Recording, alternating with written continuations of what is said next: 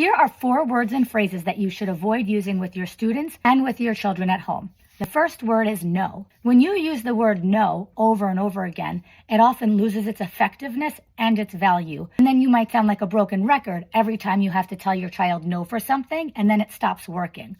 Now, don't get me wrong. I don't not use the word no. I just use it in a different way. So I might say you can't have that right now, or I might say it's not time for that, or that's not available. But when you use the word no over and over again, you're never going to be able to use it when you really need it in an emergency situation or when you mean business.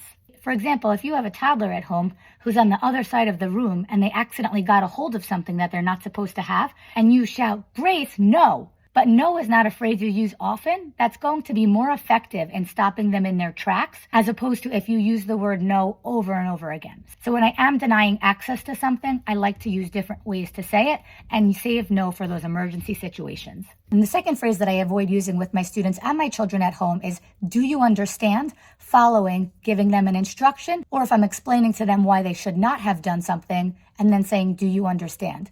Do you understand is not effective in ensuring that your child understands something, because they will usually say yes because they'd like you to go away. If you do want to ensure that your learner or your child at home understands you, there are a number of other things you can do as well. One of them is having them repeat back to you what you just asked them to do. Another thing is having them proactively show you what you just asked them to do. And the third thing is having them tell you what happens if they follow through with the expectations and what happens if they do not follow through with the expectations, rather than just telling them and then saying, do you understand at the end?